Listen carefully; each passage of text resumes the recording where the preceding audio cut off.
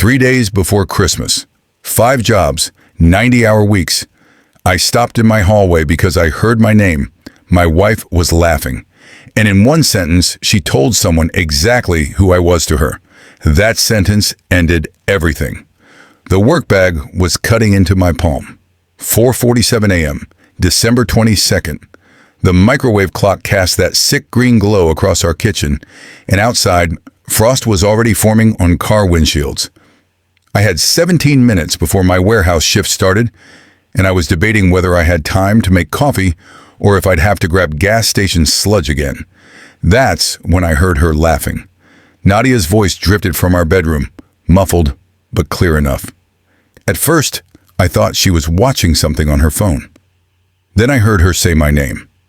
"Girl, Amika is my Christmas miracle worker," she said, and there was something in her tone that made my hand freeze on the doorknob. He's like my personal ATM, except I don't even need a PIN. I should have left. I should have walked out that door, but my feet wouldn't move. "He actually thinks he's saving our marriage," she continued, and I could hear Kioma's cackle through the speaker. "Baby, he's just funding my perfect Christmas. You should see him. He's lost like 15 pounds, falling asleep in his food, looking absolutely pathetic. But hey, at least the tree is decorated exactly how I wanted, right?" My bag slipped from my hand and hit the floor. I caught it before it made too much noise, but my whole body had gone cold. "The best part?" Nadia's voice dropped lower, conspiratorial. "I'm still putting stuff on the new card. He has no idea. And after Christmas? After I get everything I need, the gifts, the dinner, the photos for Instagram, I'm done. I'll take what I need and bounce. He's too stupid and too honorable to ever see it coming." The Christmas tree lights in our living room were blinking red and green, reflecting off the hardwood floors. I'd spent 3 hours setting up that tree last week after a 12-hour warehouse shift because Nadia said it had to be perfect. The ornaments were the expensive kind she'd insisted on, the ones I'd put on a payment plan. I grabbed my bag. I didn't make coffee. I walked out into the December cold and drove to work with my hands shaking on the steering wheel. Let me tell you about those 5 jobs. Job 1 started at 5:15 a.m. Warehouse supervisor at a distribution center. I moved inventory, managed a team of 8, handled shipment schedules. It paid the base bills, rent, utilities, groceries. I clocked out at 1 p.m. Job 2 happened during what used to be my lunch break. I'd sit in a coffee shop with terrible Wi-Fi and do remote data entry for an insurance company, 4-hour block, Monday through Friday. My supervisor at the warehouse thought I was taking long lunches to run errands. I was actually typing claim codes until my wrists ached, downing burnt coffee to stay awake. Job 3 was the evening delivery shift. Rideshare groceries, takeout orders, the occasional passenger who wanted to talk about their day while I smiled and nodded and calculated how much the tip might be. 5 p.m. to 9 p.m., 5 days a week. I drove through decorated neighborhoods, past families eating dinner together, while my own wife texted me asking when I'd be home because she missed me.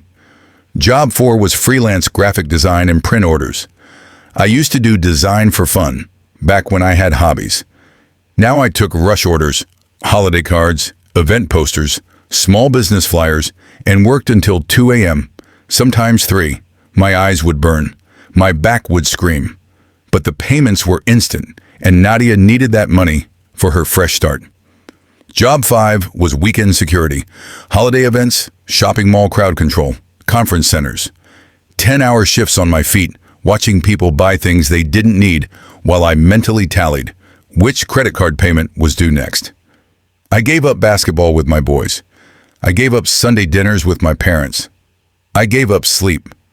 I gave up the version of myself that used to laugh easily. And for what? For a woman who called me her personal ATM. The debt started 3 weeks after our wedding. We'd just gotten back from a small honeymoon in Savannah. Nothing extravagant. A bed and breakfast, some good food, walking tours. I thought we were happy. Then one night, Nadia sat me down at our kitchen table with tears streaming down her face.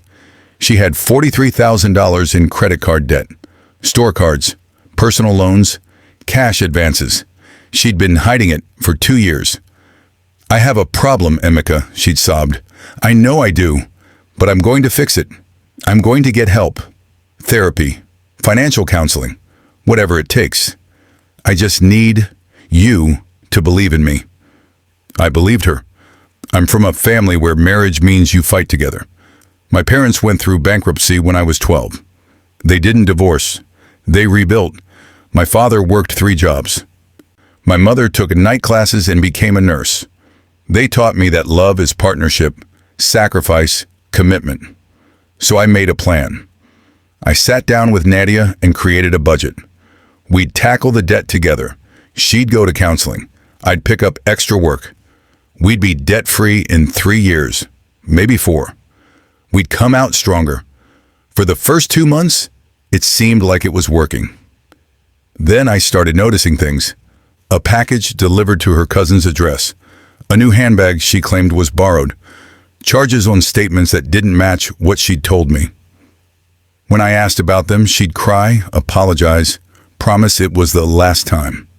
She'd say the addiction was hard to break, that she was trying, that she needed my patience. I wanted to believe her. So I started keeping records, not to use against her, just to understand the pattern, just to see if she was really trying. I created a folder on an encrypted drive.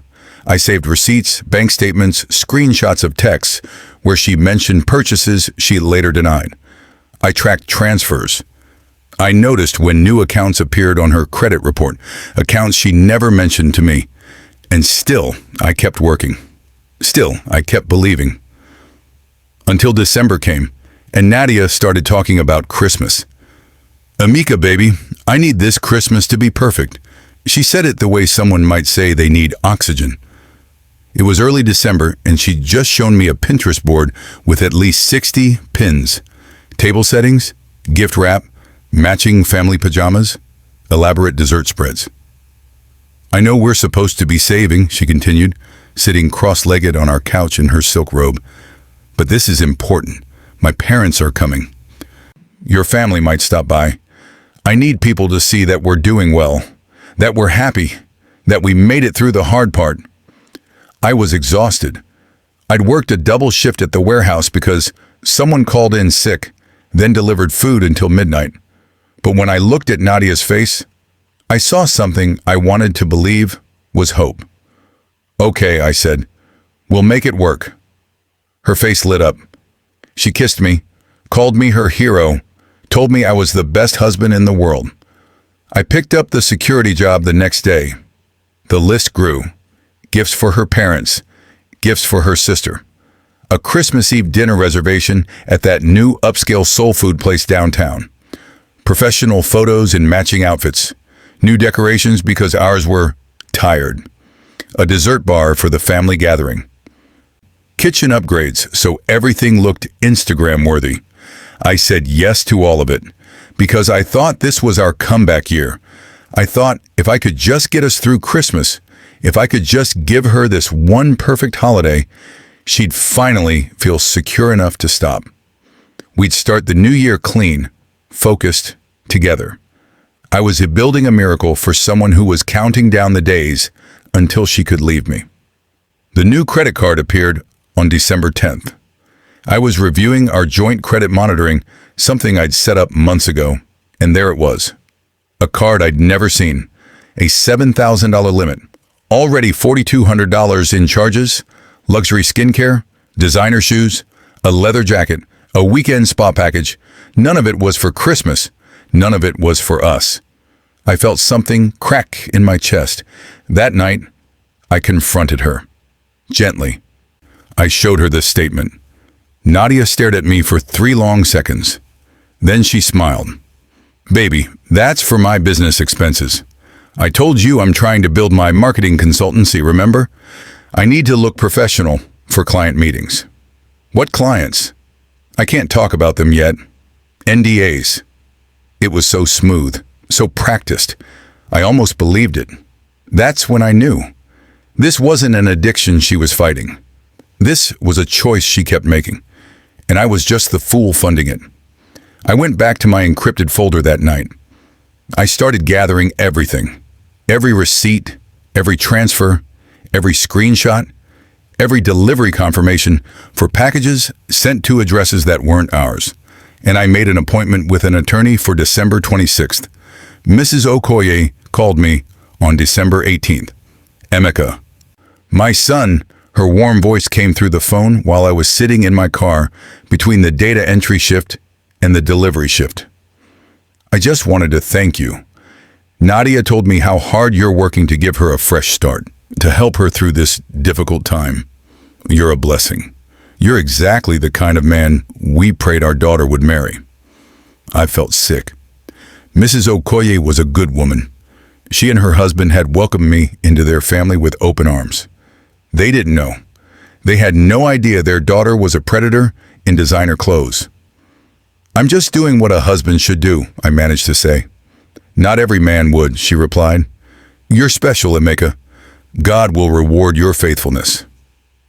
I sat in that car for 20 minutes after we hung up, staring at the Christmas lights wrapped around the lamppost, wondering how I'd ended up here.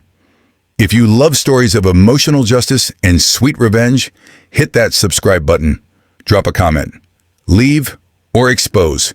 Let me know what you think Emeka should do next. December 22nd, 2 days after I overheard the phone call, 3 days before Christmas. I was still working all 5 jobs. I was still smiling. I was still playing the role of devoted husband. But inside, I was counting hours. 72 hours until my lawyer consultation. 96 hours until I could start the divorce process. I spent my breaks gathering final evidence. I contacted the credit card companies and confirmed that yes, Nadia had added me as an authorized user on 2 accounts without my signature. I saved the customer service recordings. I documented the packages, 14 of them, redirected to her cousin's apartment. I screenshot the text where she told Kioma, he'll never leave. He's too honorable. I can do whatever I want. She'd actually typed that. I can do whatever I want. I also made one last purchase, not extravagant, a small gift, something symbolic. A leather journal with a quote embossed on the cover. Not everyone deserves your sacrifice. I wrapped it carefully. I put it under the tree with all the other presents I'd bought with money I'd earned while she slept. Christmas Eve arrived with fresh snow and brutal cold. The dinner reservation was for 6 p.m. Nadia had picked out our outfits, matching cream sweaters, tailored pants, gold jewelry. We looked like a magazine spread. Her parents arrived first. Her sister brought her new boyfriend. My brother stopped by with his wife. The restaurant was packed with families. Christmas music playing over speakers, servers in Santa hats. Nadia was radiant. She held my hand across the table. She thanked me in front of everyone. I don't know what I did to deserve this man, she said, her voice catching just enough to sound emotional. Emeka works so hard to take care of us. He's my rock, my blessing. I'm so grateful for him. Everyone smiled. Her mother reached over and squeezed my hand. Her father nodded approvingly. I smiled back. I said all the right things. I played my part. But inside, I was hollow. After dinner, we went back to our apartment for dessert and gifts. The place looked perfect. Tree lit up, candles glowing, dessert bar arranged like something from a magazine. I watched Nadia take photos. Watched her post them with captions about blessed life and best husband ever and Christmas magic. Around 10 p.m., everyone left. Nadia was buzzing with excitement, showing me the comments on her posts, talking about how perfect everything had been. I'm going to take a shower, she said, kissing my cheek. Today was amazing, baby. Thank you. While she was in the bathroom, I saw her phone light up on the couch. Kioma, you got your perfect Christmas. Now what? Nadia, via text, reply.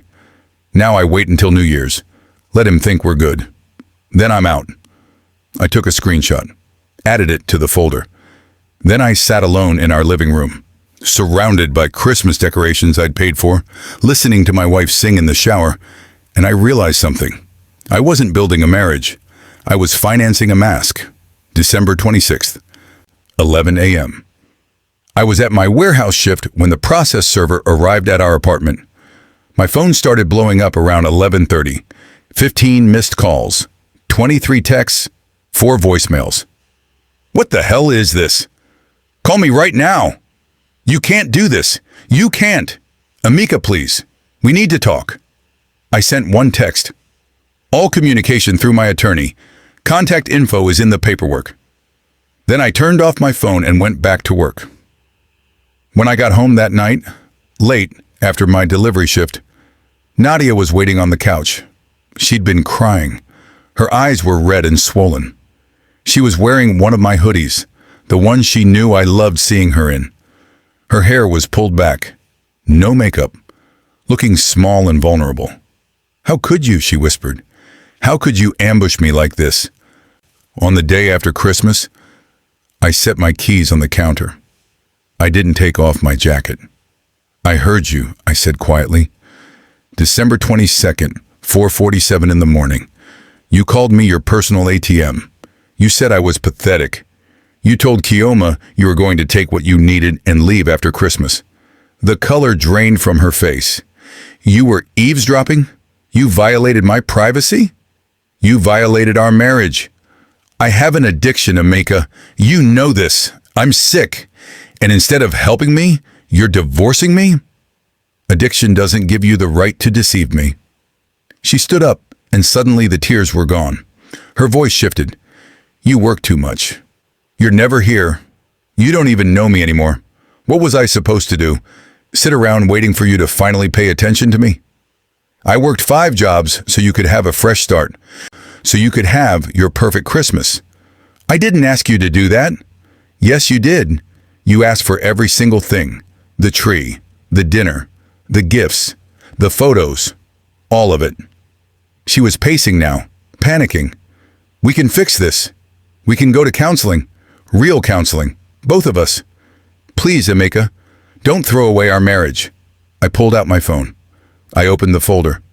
I showed her the screenshots, bank statements, transfer records, the text where she told Kioma I'd never leave, the customer service confirmation showing she'd added me to accounts without permission, the package delivery records, all of it. You used me, I said. You married me because I was safe, because I was predictable, because you knew I'd work myself to death trying to save you. She stared at the screen. Then she looked at me. And for the first time since I'd known her, I saw something real in her eyes. Fear. Addiction isn't an excuse for deception, Nadia. And love without respect is just a trap. I walked past her, grabbed some clothes from the bedroom, and left. Nadia went nuclear the next day. She called my parents, crying, telling them I'd abandoned her during the holidays. She called my supervisor at the warehouse, hinting that I was emotionally unstable. She posted cryptic messages on social media about betrayal and heartbreak. She filed a counterclaim, spousal support. She painted herself as the victim, the wife with a disease, married to a workaholic who couldn't understand her struggles. My attorney, Ms. Harper, was a sharp black woman in her 50s who'd seen it all. This is standard, she said calmly when I showed her Nadia's filings. She's trying to control the narrative. Don't engage. Don't defend yourself publicly. Let the evidence speak. So I stayed quiet. I kept working. I followed every piece of legal advice. And I waited. The mediation was scheduled for late January. Nadia showed up dressed like she was going to church. Modest dress, minimal makeup, a small cross necklace. She had her own attorney, a middle-aged man who kept glancing at his watch like he had somewhere better to be. Ms. Harper laid out the evidence methodically. The unauthorized accounts, the rerouted packages, the text messages, the call I'd overheard. Nadia's attorney tried to frame it as addiction, mental health, marital stress. The mediator, a patient woman named Dr. Chen, listened carefully. Then she turned to Nadia. Mrs. Nwosu, I want to understand your perspective. Why did you continue spending while your husband worked multiple jobs to pay off your debt? Nadia took a deep breath. She dabbed at her eyes with a tissue. I made mistakes, she said softly. But marriage is about forgiveness. Amika knew about my struggles when he married me. He made a commitment. Did he make a commitment to be financially abused? Ms. Harper asked. I wasn't abusing him. I was sick. Were you sick when you told your friend he was your personal ATM? Nadia's jaw tightened. That was taken out of context. What context makes it acceptable? Ms. Harper pressed. She played the audio recording. I'd managed to record part of that morning call on my phone. Nadia's voice filled the room. He's too stupid and too honorable to ever see it coming. The mediator's expression shifted. Nadia's attorney shifted in his seat. And Nadia snapped. Fine. You want the truth?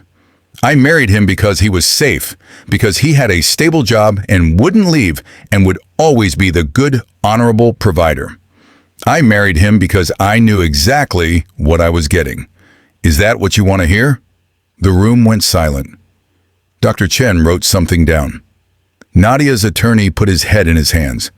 Ms. Harper leaned back in her chair and said nothing, because there was nothing left to say. The judge granted the divorce in early February. The marriage was dissolved. Nadia's new debts, the ones she'd accumulated during our separation agreement period, were assigned to her alone. I was protected from any joint liability on the unauthorized accounts. The judge ordered Nadia to reimburse me for $18,000 of the debt I'd paid while she was actively hiding new spending. It wasn't everything. It wasn't close to everything, but it was something. She had 2 years to repay it. If she defaulted, wage garnishment would begin automatically. Nadia left the courtroom without looking at me. I walked out into the cold February morning, got in my car, and sat there for 10 minutes. Then I called my supervisor at the warehouse. I gave notice on 3 of my 5 jobs. I kept the warehouse position and the weekend security gig. That was enough. I started sleeping again. 7 hours, sometimes 8. I ate breakfast sitting down instead of in my car. I went to therapy, a black male therapist named Dr. Warren, who'd been through his own divorce and knew exactly what I was feeling. In March, I did something I hadn't done in 2 years. I bought something just for myself. A motorcycle. Nothing fancy. A used Yamaha. Reliable and clean.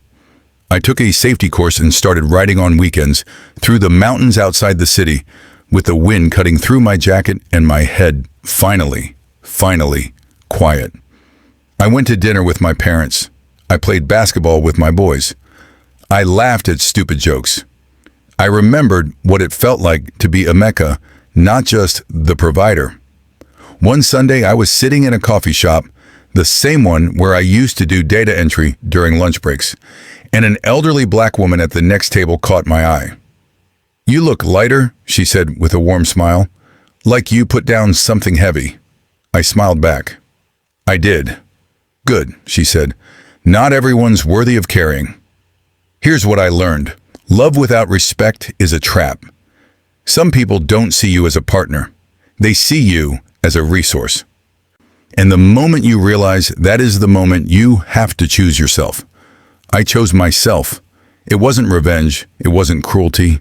It was survival. Nadia taught me that sacrifice without reciprocity is just self-destruction. That working yourself to death for someone who mocks you isn't love. It's punishment. And that the most powerful thing you can do is walk away with your dignity intact. I don't hate her. I don't wish her harm. But I don't wish her back either. I worked 5 jobs to give my wife a perfect Christmas. But the real gift, the one I gave myself, it was freedom. If you've ever been used, if you've ever given everything to someone who gave you nothing back, drop a comment. I choose me. Like this video, subscribe for more stories, and I'll see you in the next one. You deserve respect. You deserve reciprocity. And you deserve to choose yourself.